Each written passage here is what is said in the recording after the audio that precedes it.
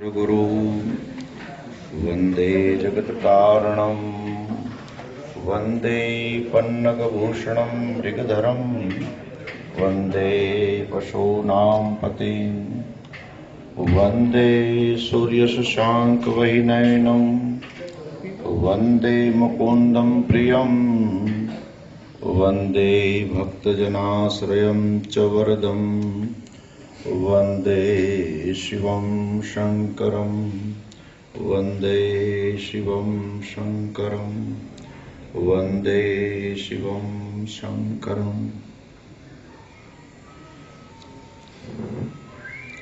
Green global ब्रिगेडना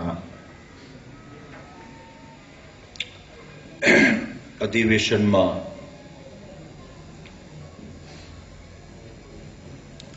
Jitubhai અને જીવણભાઈ સહિત ઉપસ્થિત મહાનુભાવો,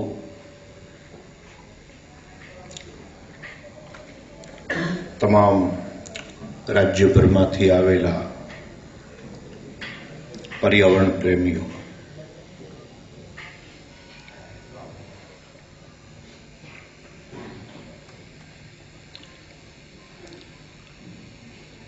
એકવીસમી સદીનો માનવી બે બાબતો પર આવીને ઊભો થયો છે. એક છે ક્રેડિટ કાર્ડ અને બીજું છે કાર્બન ક્રેડિટ. મને લાગે છે કે ક્રેડિટ કાર્ડ વિશે તો તમે બધા જાણો છો. તમારી પોતાની કેટલી સૌની ક્રેડિટ છે એના વિશે પણ તમે જાણો છો. પણ એક શબ્દ છે કાર્બન ક્રેડિટ.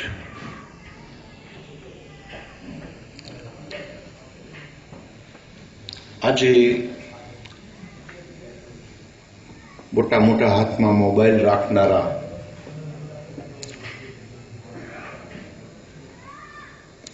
ગૂગલ જેવા એન્જિન સર્ચ કરનારા,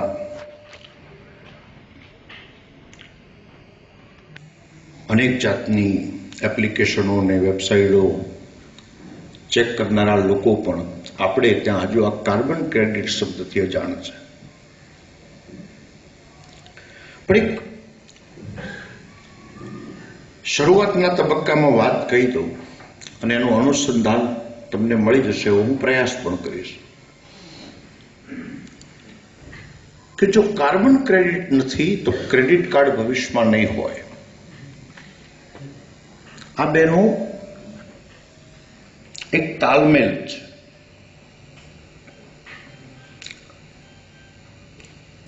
તમારા ખિસ્સામાં આજથી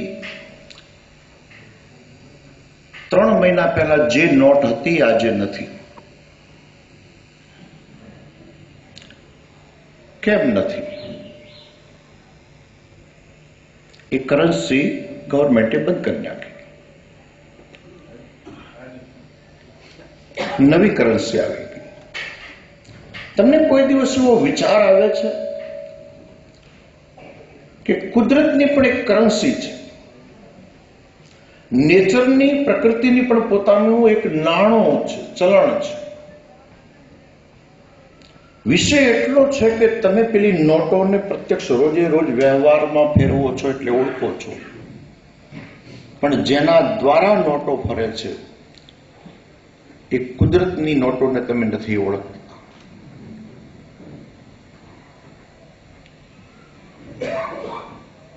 વર્ષો સુધી તમે જ્યાં રહ્યા,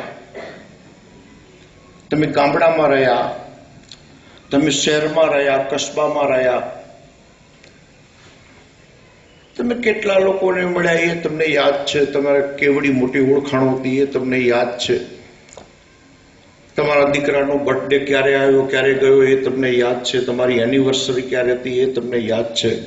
પણ તમારા જ મકાનના પછવાડે એક ઝાડ ઊભું હતું. એ ઝાડ ઉપર ખરેખર તમે કોઈ દિવસ થોડી દિવસ ઝીણી દ્રષ્ટિ નાખી છે? તમે તમારા પાડોશીઓના નામ યાદ રાખી શકો છો, પણ જેણે વર્ષોથી તમારી 2-3 પેઢીઓ સુધી જ્યારે એ ઘરમાં ઉછરી હોય ત્યાં સુધી એ ઝાડ જેમ અવસ્થામાં છે, ઊભું છે, એના એ ઝાડ ઉપર ધબકતા તંત્ર છે, એના ઉપર તમે કોઈ દાડો દ્રષ્ટિ નાખી છે? તો એક ખાસ વાત કહેવી છે કે તમને ક્રેડિટ કાર્ડની ખબર છે, તમારી ક્રેડિટની ખબર છે, તમને કાર્બન ક્રેડિટની ખબર નથી, એટલે તમને પેલા વૃક્ષ પર નજર નાખવાની કોઈ દાડો દ્રષ્ટિ નથી.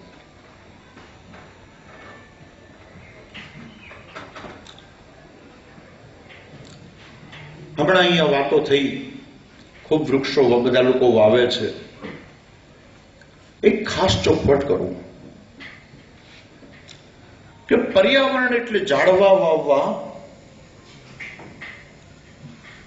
એવો જે પ્રાઇમરી મેસેજ ગયો છે એ કમ્પ્લીટ મેસેજ નથી, એ સંદેશો પૂરો નથી. પણ શરૂઆત થઈ છે, આપણા માટે ખૂબ ગૌરવ અને આનંદની વાત છે કે ચલો એટલાથી શરૂઆત થઈ છે. લોકોને વૃક્ષો પ્રત્યે, પોતાની પર્યાવરણ પ્રત્યે, નેચર પ્રત્યે એક લગાવ જાગ્યો છે, એક સમજણ, એક અન્ડરસ્ટેન્ડિંગ આવ્યો છે. ઇન્ડોનેશિયા કરીને એક દેશ છે, હમણાં અહીંયા ચારોળીની, તજની, જાવંત્રીની બધી વાત થતી હતી. ઇન્ડોનેશિયા કરીને દેશ છે, આપણે જાણીએ છીએ, મહાસાગરનો દેશ છે. જેટલા મરી મસાલા કહેવાય એનાથી ભરપૂર દેશ હતો. વર્ષા જંગલોના જે 5 માળીય વૃક્ષો કહેવાય એનાથી પણ એના ટાપુઓ આચ્છાદિત હતા. સૂર્યનો પ્રકાશ નીચે ભૂમિ સુધી ન પહોંચે એવા ઘટાટોપ જંગલો પણ હતા. અને બધા જ મરી મસાલાઓ ત્યાં થતા હતા. એમાં બધું જ આવી ગયું. જાવા, સુમાત્રા એ વખતે એમ કહેવાતું કે જો નર જાય જાવે સો વાપિસ ના આવે, और वापिस આવે તો પરિયા કી પરિયા ખાવે, ઉતના ધન લાવે. આટલું બધું સમૃદ્ધિથી છલકતો દેશ. આજે ત્યાં 12,000 રૂપિયે પાણીની બાટલી વેચાય છે.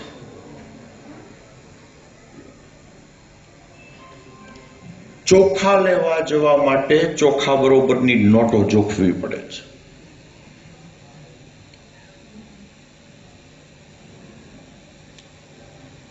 સવાલ મરી મસાલાનો નથી, સવાલ તમે શું પકવો છો એનો નથી, સવાલ તમારી દ્રષ્ટિનો છે. તમારી પર્યાવરણ અને પ્રકૃતિ પ્રત્યેનું ભવિષ્યનું તમારું પ્લાનિંગ કેવું છે, તમારો એટીટ્યુડ કેવો છે એનો છે.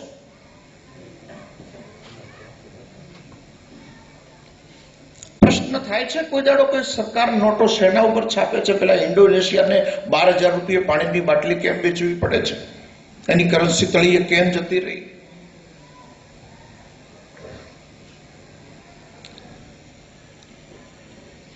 એવા વિકાસના નામે મંડ્યા, એવા વિકાસના નામે મંડ્યા. એટલા હદે એમણે વિકાસ કર્યો, જંગલો કાઢીને ખેતરો બનાવ્યા, અને તાજા તાજા જંગલો નીકળેલા હોય ને ત્યાં ઉત્પાદન ખૂબ થાય, ધનના ઢગલા થઈ જાય. ઓહો, એ વૃક્ષો ગયા, એ વૃક્ષોની સાથે વૃક્ષોનું એક આગવું જીવન ગયું. લખી રાખો કે વૃક્ષ કોઈ પ્લાસ્ટિકનો ડેમો નથી. એની ક્યારેક થડની જો મોટું વૃક્ષ હોય એની છાલ ઉખેડી જોશો ને તો એમાં એક તમને નાના નાના જંતુઓ જોવા મળશે. એની પ્રત્યેક ડાળી અને પ્રત્યેક પાંદડા ઉપર કોઈના કોઈ જીવનના સિગ્નેચર છે.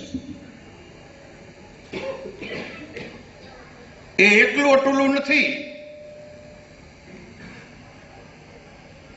અને મજાની વાત એ છે કે પોતાના રેશન કાર્ડને નથી અનુસરતું.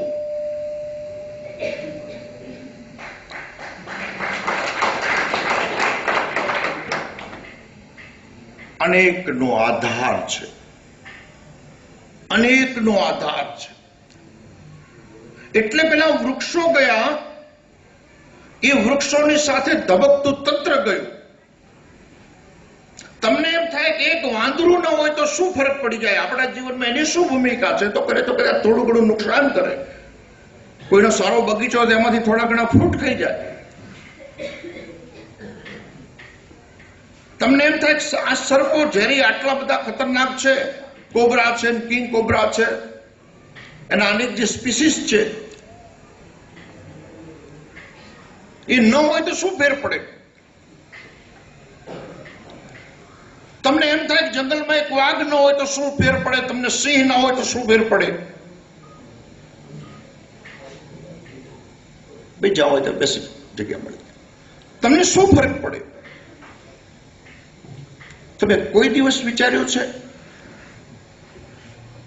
કે સિંહ સાથે તમારા જે પોકેટમાં જે તમારું ક્રેડિટ કાર્ડ પડ્યું છે ને એનો એક અજ્ઞાત નાતો છે, એક વાઘ સાથે અજ્ઞાત નાતો છે, એક મંકી સાથે અજ્ઞાત નાતો છે, એક કોઈ કીટક સાથે તમારો અજ્ઞાત નાતો છે. અમેરિકામાં મધમાખીઓની સંખ્યા ઘટ્યા પછી સરસવની ખેતીની અંદર ખૂબ મોટી ખોટ આવી ગઈ, ખૂબ મોટી ખોટ આવી ગઈ. ત્યારે ખબર પડી કે મધમાખીઓ જે છે, આ રાયડા હર્ષિયા તમે જે વાવો છો, જે મોટું ઉત્પાદન થાય છે, એનું ફલન ક્રિયા માટે છે ને એ મધમાખી છે, મીડિયેટર છે, માધ્યમ છે.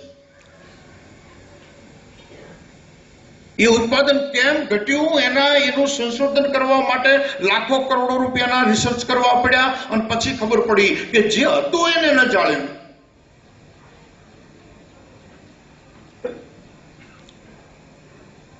નમૂના બોલતા તો બધાને આવડે છે, પણ આગ્રાનો તાજમહાલ આગ્રામાં હોય ને એના જેવડો હોય ને તાજમહાલ કહેવાય. એની પ્રતિકૃતિ શોકેસમાં રાખો તો એ બતાવી શકે કે આ તાજમહાલ છે, પણ એમાં તમે અંદર પેસી અને ચારે બાજુ આંટા ન મારી શકો. એ જ સ્થિતિ પર્યાવરણમાં થઈ ગઈ છે. એ જ સ્થિતિ પર્યાવરણમાં થઈ રહી છે.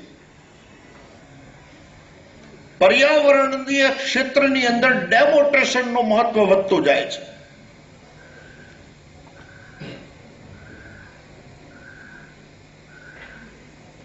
કામ જે લોકો કરે છે ધન્યવાદને પાત્ર છે, પણ થોડા કામને જો ઘણું સમજી લેવાની ભૂલ કરવામાં આવી તો તમારું ક્રેડિટ કાર્ડ ચાલવાનું નથી, એની કાર્બન ક્રેડિટ પણ મળવાની નથી. મારે એ કહેવું છે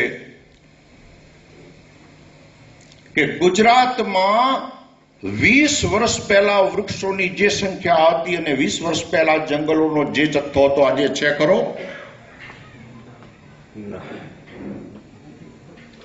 જો આટલી યોજનાઓ મૂકવામાં આવી તો જંગલો ઓગળી ક્યાં ગયા?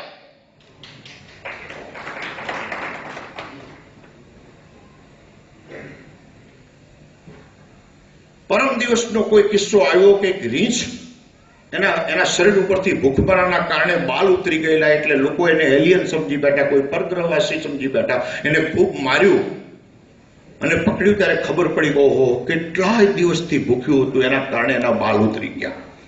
અને ભૂખ્યું એટલા માટે હતું કે એને હવે માથું ઢાંકવા માટે એનું છાપરું તમે નથી રહેવા દીધું. આ બહુ સત્ય ઘટના છે, આ બહુ સત્ય હકીકત છે.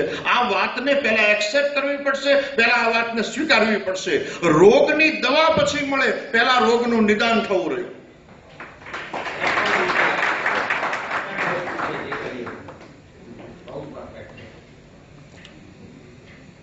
એટલે કોઈ નાની યોજનાના જ્યારે બહાર પડે ત્યારે ઢોલ પીટવામાં આવે, પણ રોડ ઉપર ટ્રેક્ટરો ભરી ભરી અને કઠિયારાઓ સ્થાપિત ઠેકેદારો, કોઈ પેલો મજૂરી કઠિયા કરનારો કઠિયારો નહીં, જેમના મોટા મોટા ટર્બા ચાલે છે, મોટા મોટા ટેલરો જે લાકડા ભરીને લઈ જાય છે, રાતો રાત જે લોકો લઈ જાય છે, એને એક આધાને તમે ફોન કરી અને ઉભો રાખીને પકડાવો ને ત્યાં એક આધા નેતાનો ફોન આવી જાય છે. અમારો માણસ છે, જવા દો.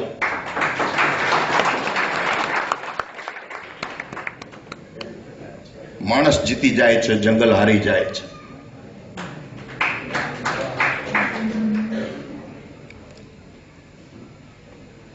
એટલે એક પ્રશ્ન છે કે એક ઉદ્યોગપતિને તમે બંગાળથી નટબોલ્ટ સાથે ગુજરાતમાં બોલાવી શકો છો,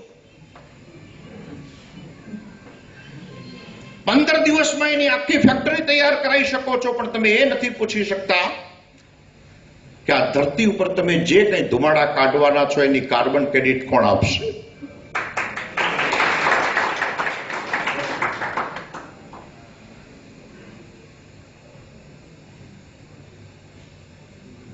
એટલા હદે પ્રદૂષણ થયું છે, એટલા હદે પ્રદૂષણ થયું છે ને કે હવે તો પ્રદૂષણથી પ્રદૂષણનું ઉત્પાદન થઈ રહ્યું છે.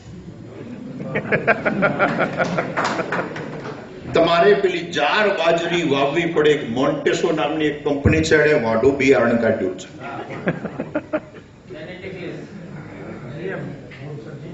તમે પાંચેક કિલો વાવો ને, ઢગલા થાય, ક્વિન્ટલ થાય, પણ ફરી પાછા એમાંથી મુઠ્ઠી ભરીને વાવી ન શકો. ભિખારીની જેમ ફરી એની થેલી લેવા તમારે લાઈનમાં ઉભું રહેવું પડે.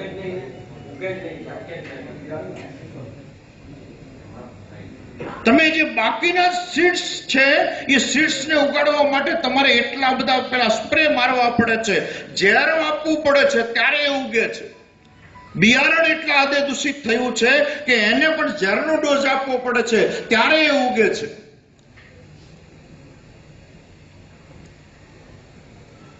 ફેક્ટરી પેલા ધુમાડા કાઢે, ધરાઈને એ અંદર કાર્બન ડાયોક્સાઇડ ઓકે, એના સાથે કેટલાય ઘાતક કેમિકલ્સ આકાશની અંદર જાય, એ પાણીમાં ભળે છે, પાણી ધરતી ઉપર પડે છે, એ વૃક્ષો દ્વારા સિંચિત થાય છે, એ પાક દ્વારા સિંચિત થાય છે.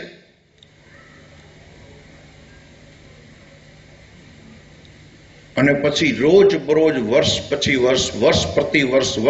વર્ષ એને જે ડોઝ મળતો જાય છે ને, એ બિયારણ ઝેરી થાય છે. એ બિયારણ ઝેરી થાય છે ને, એમાંથી રોગો થાય છે. એક વાત લખી રાખજો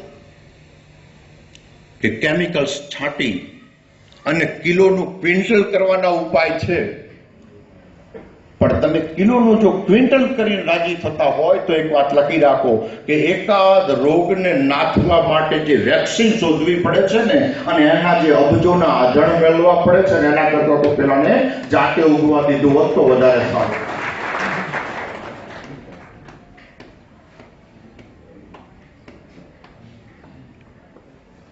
કાર્બન ક્રેડિટનો મોટો પ્રશ્ન આપણી સામે છે. હવે તો પેલો પ્રશ્ન થયો કે ચલો ઉદ્યોગો તો ધુમાડા, એમ સૌથી કહેવાય છે સૌથી વધારે America 2500 crore ton carbon dioxide વાર્ષિક લેખે ઓકે છે આકાશમાં. વૃક્ષો એને એકલા ઢાળે ન પાડી શકે. વૃક્ષો સાથેનો આખો એક પરિસર તંત્ર ધબકે છે. જો તમારે ઇકોનોમીની જાળવણી કરવી છે તો તમારે ઇકોલોજી વિશે સમજવું પડશે. બંને તમને એક જેવા શબ્દો લાગે છે, અને ઇકોલોજી વિનાની ઇકોનોમી હોય તો પણ ઘણો સમય ટકી શકે એ સંભાવના નથી. પેલું પરિસર તંત્ર ધબકે છે, દરેકનો એક નાતો છે. હમણાં એક રિસર્ચ થયું કે કીડીઓ જ્યારે દર કરે છે ત્યારે ફરીથી પુરાયેલા જાય એના માટે પોતાની જે કુદરતી લાળ છે, કુદરતી કેમિકલ્સ છે, એના દ્વારા એને કેલ્શિયમમાં કન્વર્ટ કરે છે, જે માટીને બહાર કાઢે છે. એટલે માટી જ્યાં હોય ત્યાં જામી જાય અને એ કન્વર્ટ કરે છે. એ પ્રક્રિયાની અંદર કીડીઓ એક સેન્ટીગ્રેડ જેને સેલ્સિયસ કહેવાય ને એટલું પૃથ્વીનું વાતાવરણ ડાઉન કરી શકે છે. વિચાર તમે કોઈ દાડો કલ્પના આવી છે? જે કરોડો રૂપિયાના ખર્ચા કરી તમે ન કરો ને એ કુદરતી રીતે કરે છે. એટલે પેલો ઇન્ડોનેશિયા નામનો દેશ ખૂબ ઉત્પાદન લીધું. ત્યાં પણ મરી મસાલા થતા હતા, ત્યાં પણ તજને જાયફળ થતા હતા, ત્યાં પણ તજને જાવત્રી થતી હતી, ત્યાં પણ ચાવડી થતી હતી, ત્યાં પણ બદામોના બગીચા હતા, ત્યાં પણ સફરજનો થતા હતા, ત્યાં લીચી થતી હતી, ત્યાં બેરી થતી હતી. આ બધું જ ત્યાં થતું હતું. અને પેલી યુરોપિયન ગવર્મેન્ટો જે માધાનતાઓ છે, જે લોકો કાર્બનના ધુમાડાઓના જે આપણા સામે કાયમ ઢોકળા કરે છે, રોજ સર્ટિફિકેટ ઇન્ડોનેશિયાના આપતા હતા. શું તમે પ્રોગ્રેસ કર્યો છે? એક સર્ટિફિકેટ હવા, બીજા દાડે ઓહો તમે તો જબરજસ્ત પર્યાવરણનું ધ્યાન રાખો છો, બીજું સર્ટિફિકેટ હવા. અમને તો આપણું કામ રેડી ચાલે છે. 20 વર્ષ પછી ખબર પડી સર્ટિફિકેટો જ વધ્યા છે, કઈ વધ્યું નથી.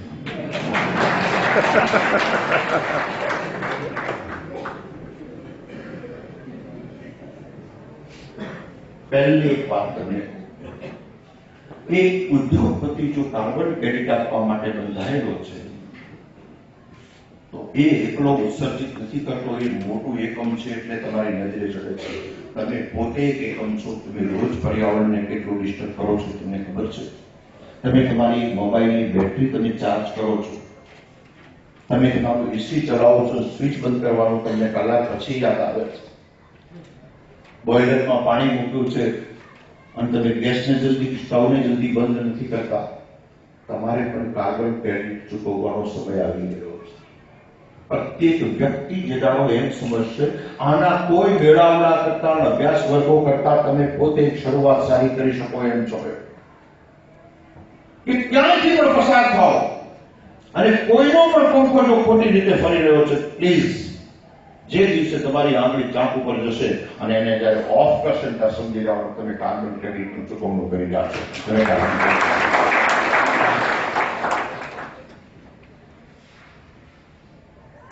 એક શરૂઆત કરવી પડશે. જીતુભાઈ જેવા લોકો તો આપણા માટે એક માઇલસ્ટોન છે કે એમણે શરૂઆત કરી છે, એમણે આપણને ભેગા થવાનો અવસર આપ્યો છે.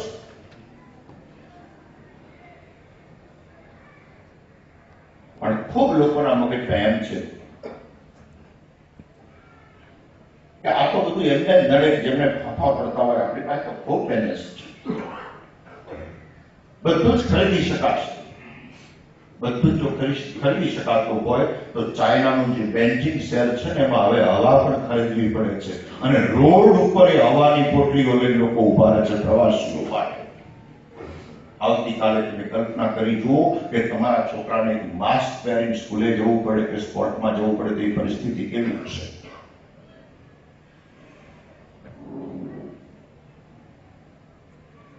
એટલે સવાલ એ છે કે તમે પર્યાવરણ શબ્દ જે છે એને તમે કેટલી ગંભીરતાથી લો છો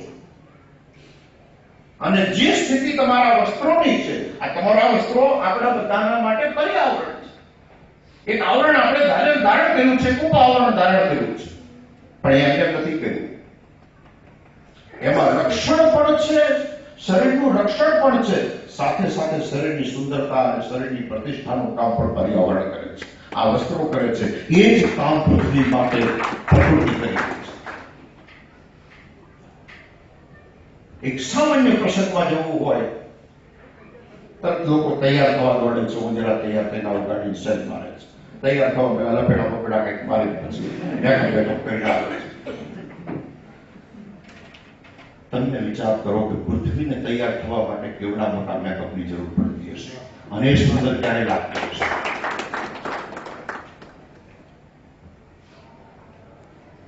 અને એમાં જે આપણે ડિસ્ટર્બન્સ ઉભી કરી રહ્યા છીએ, એક બીજી વાત તમને કહી દઉં, આપણે થર્ડ ગ્રેડમાં જે આવી છે એવી પ્રજામાંથી છે. આપણે ઇન્ડિયાને ત્રીજા વિશ્વના દેશોમાં આપણે ગણીએ છીએ.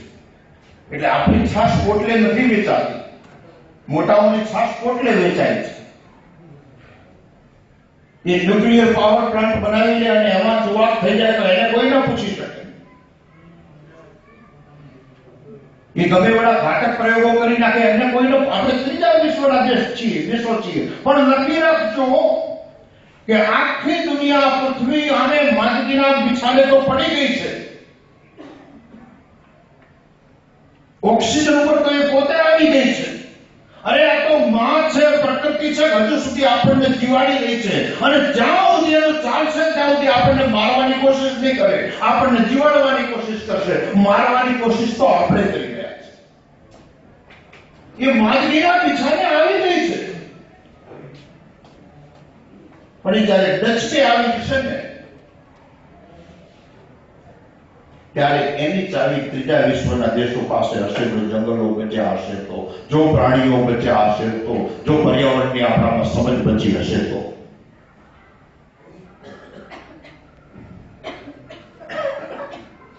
અને બધું જ ડાઉનલોડ થઈ શકશે. જે એપ્લિકેશન તમે ઈચ્છો ને બધી ડાઉનલોડ થઈ શકશે. મોબાઈલમાં બે વસ્તુ ડાઉનલોડ ના થઈ શકે. એક જીવન ડાઉનલોડ ના થઈ શકે, એક આપણું જીવન ડાઉનલોડ ના થઈ શકે.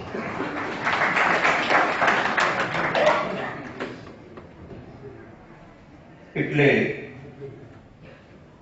પહેલું છે કમિટમેન્ટ કરવું પડશે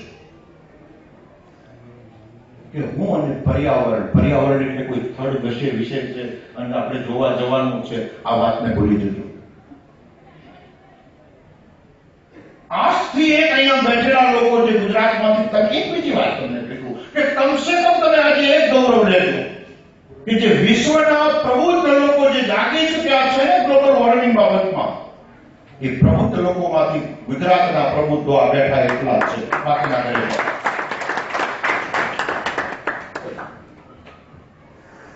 મૂર્ખાઓ મતનો તાંડવ ખેડે, ડાયા ચિંતા કરે. કમસે કમ તમે આજે એવા એક સંમેલનની અંદર સહભાગી થયા છો, આજે તમે એક પ્રબુદ્ધ નાગરિક તરીકે તમે ચિંતન કરી રહ્યા છો. આવનારી પેઢીઓનું ચિંતન છે, માનવ જાત તરફથી ચિંતન છે. તમે માનવ જાતના પ્રતિનિધિ તરીકે આજે અહીંયા સાંભળી રહ્યા છો.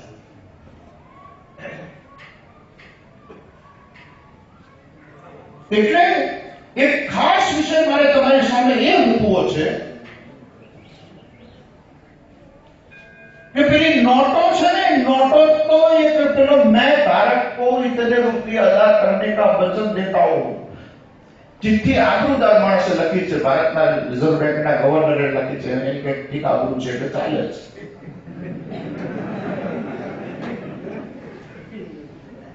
અને ચિઠ્ઠી ચાલવાની છે ક્યાં સુધી? એ ચિઠ્ઠી ત્યાં સુધી ચાલવાની છે જ્યાં સુધી હિમાલયમાંથી ગ્લેશિયરો ઓગળી અને નદીઓ મેદાનોને નવબલવિત કરે છે, ત્યાં સુધી ચાલવાની છે.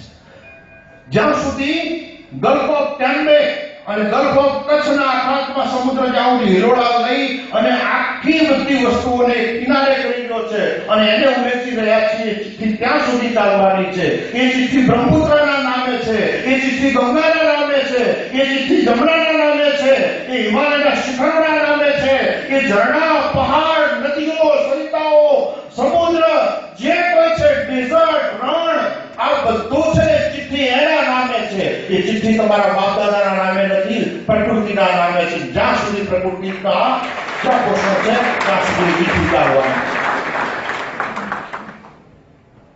એની ક્ષમતા આવી રહી, ચિઠ્ઠીની વેલ્યુ ડાઉન થવાની છે. પેલા ઇન્ડોનેશિયામાં 12,000 રૂપિયા પાણીની બાટલી વેચાય છે. એક ઝિમ્બાબ્વે નામનો દેશ છે, કિલો શાકભાજી 5 લાખ રૂપિયે અને કોથળા લઈને જવું પડે.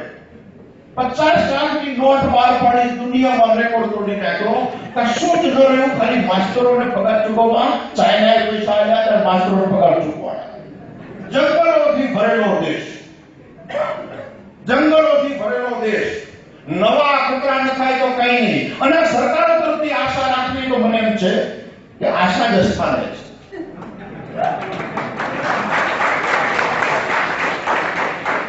સફાઈ તમારે કરવાની, જન ભાગીદારી કરો. વૃક્ષો તમારે વાપવાના, જન ભાગીદારી કરો. રોડ ઉપર નિયમો તમારે પાડવાના, જન ભાગીદારી કરો. ખેડૂતોને સિંચાઈ વિભાગની અંદર જઈને તમે જન ભાગીદારી કરો. અમે બધી જન ભાગીદારી કરવા તૈયાર છીએ. કોથળા કરો છો એમાં જન ભાગીદારી કરો.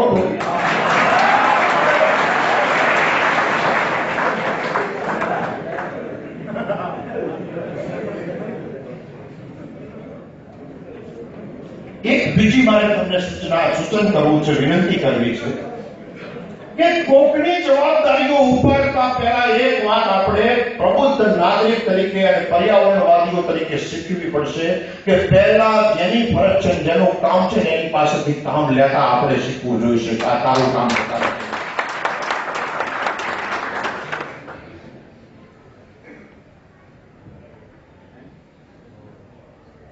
અમારા છોકરા ટ્રેક્ટર પકડવા જાય, કઠિયારો સમજાવવા જાય, એને વૃક્ષો વાવવા જાય, એને શીર્ષનો પ્રચાર કરવા જાય અને ફોરેસ્ટ વાળો ફોરેસ્ટ જાય.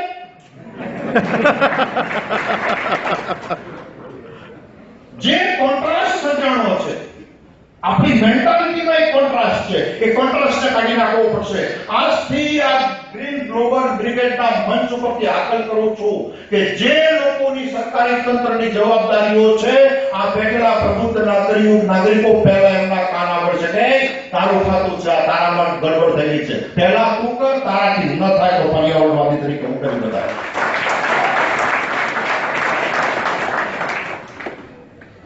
પણ એમને ખબર છે કે અહીં બધાને ઉભરા ચડે છે એટલે એને નશો ચડાવે. આ શું તમે કામ કર્યું છે, શું તમે કામ કર્યું છે. એમને ખબર છે મૂર્ખા છે, કર્યા કરશે, આપણે ઉભરો ચાલે.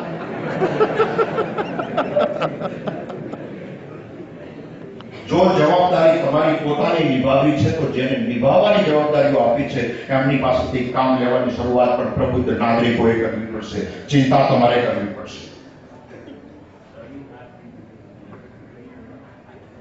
એક ત્રીજો મુદ્દો છે,